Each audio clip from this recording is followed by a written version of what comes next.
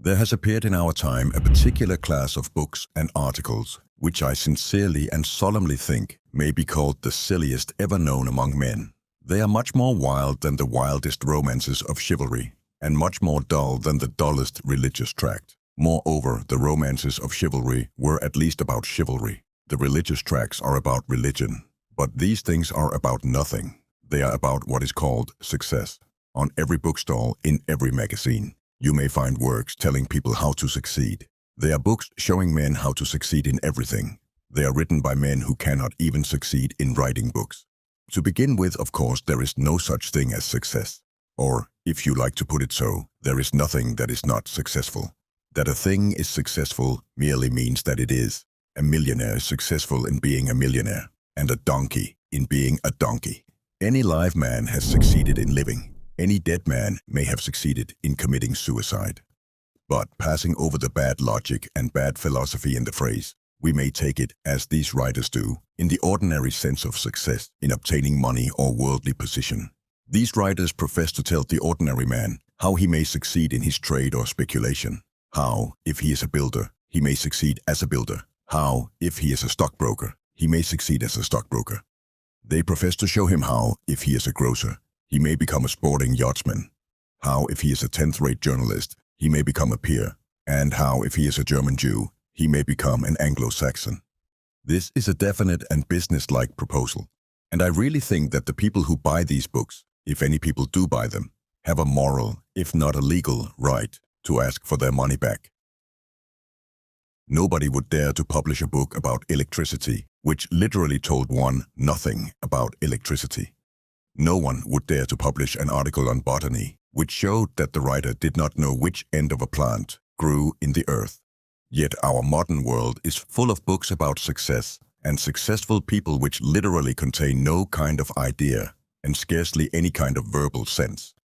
It is perfectly obvious that in any decent occupation, such as bricklaying or writing books, there are only two ways, in any special sense, of succeeding. One is by doing very good work, the other is by cheating. Both are much too simple to require any literary explanation.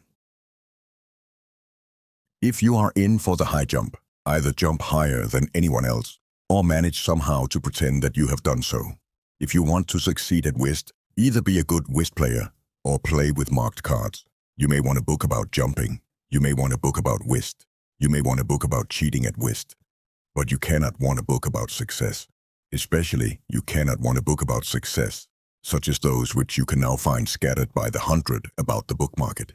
You may want to jump or to play cards, but you do not want to read wandering statements to the effect that jumping is jumping, or that games are won by winners.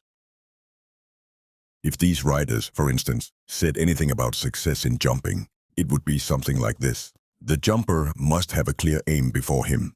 He must desire definitely to jump higher than the other men who are in for the same competition.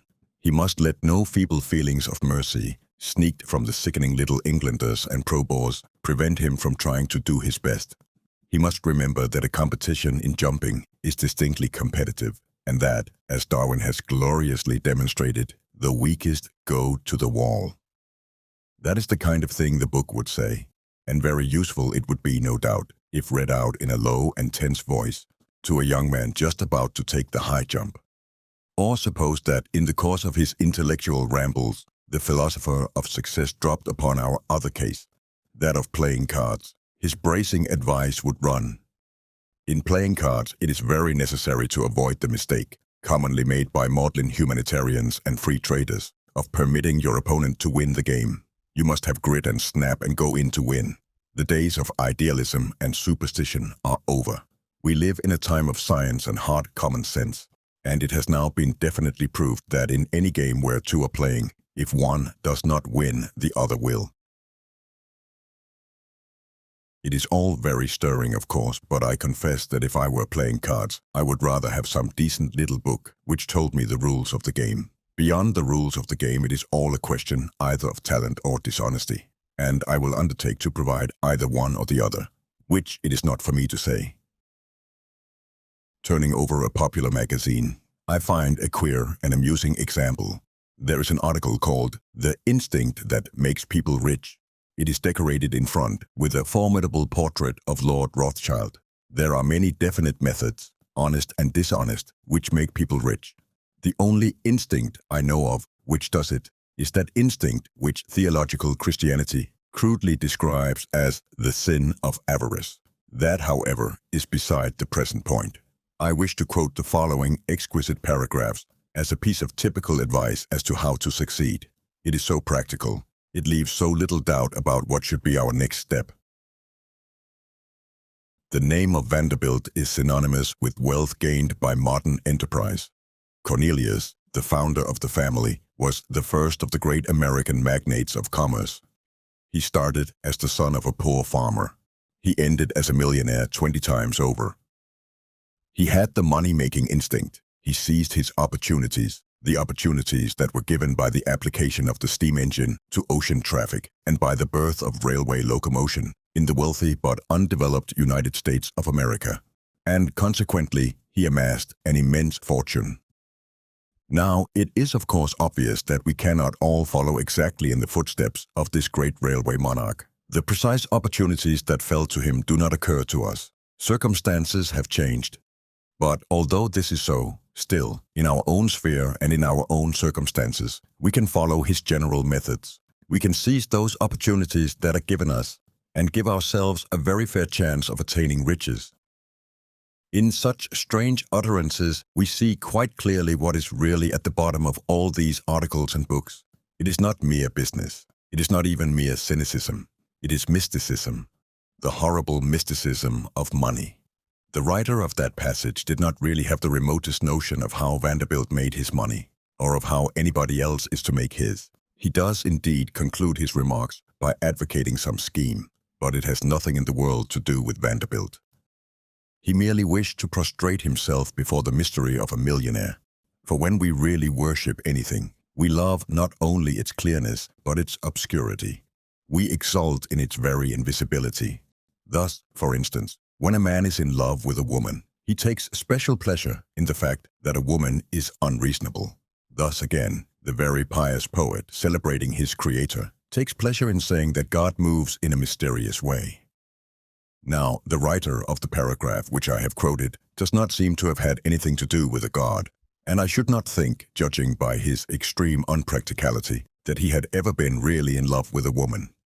But the thing he does worship, Vanderbilt, he treats in exactly this mystical manner. He really revels in the fact his deity Vanderbilt is keeping a secret from him, and it fills his soul with a sort of transport of cunning, an ecstasy of priestcraft, that he should pretend to be telling to the multitude that terrible secret which he does not know. Speaking about the instinct that makes people rich, the same writer remarks, "In olden days its existence was fully understood. The Greeks enshrined it in the story of Midas, of the golden touch. Here was a man who turned everything he laid his hands upon into gold. His life was a progress amidst riches. Out of everything that came in his way, he created the precious metal." A foolish legend, said the wiseacres of the Victorian age. A truth, say we of today. We all know of such men. We are ever meeting or reading about such persons who turn everything they touch into gold. Success dogs their very footsteps. Their life's pathway leads unerringly upwards. They cannot fail. Unfortunately, however, Midas could fail. He did. His path did not lead unerringly upward. He starved because whenever he touched a biscuit or a ham sandwich, it turned to gold. That was the whole point of the story, though the writer has to suppress it delicately, writing so near to a portrait of Lord Rothschild. The old fables of mankind are indeed unfathomably wise, but we must not have them expurgated in the interests of Mr. Vanderbilt. We must not have King Midas represented as an example of success. He was a failure of an unusually painful kind. Also, he had the ears of an ass. Also, like most other prominent and wealthy persons, he endeavored to conceal the fact. It was his barber, if I remember right, who had to be treated on a confidential footing with regard to this peculiarity. And his barber, instead of behaving like a go-ahead person of the succeed-at-all-costs school and trying to blackmail King Midas, went away and whispered this splendid piece of society scandal to the Reeds, who enjoyed it enormously. It is said that they also whispered it as the winds swayed them to and fro. I look reverently at the portrait of Lord Rothschild. I read reverently about the exploits of Mr. Vanderbilt. I know that I cannot turn everything I touch to gold. But then I also know that I have never tried, having a preference for other substances, such as grass and good wine. I know that these people have certainly succeeded in something, that they have certainly overcome somebody. I know that they are kings in a sense that no men were ever kings before, that they create markets and bestride continents. Yet it always seems to me that there is some small domestic fact that they are hiding, and I have sometimes thought I heard upon the wind the laughter and whisper of the reeds. At least, let us hope that we shall all live to see these absurd books about success covered with a proper derision and neglect. They do not teach people to be successful, but they do teach people to be snobbish. They do spread a sort of evil poetry of worldliness. The Puritans are always denouncing books that inflame lust. What shall we say of books that inflame the viler passions of avarice and pride? 100 years ago we had the ideal of the industrious apprentice. Boys were told that by thrift and work they would all become Lord Mayors. This was fallacious, but it was manly and had a minimum of moral truth. In our society, temperance will not help a poor man to enrich himself, but it may help him to respect himself. Good work will not make him a rich man, but good work may make him a good workman. The industrious apprentice rose by virtues few and narrow indeed, but still virtues.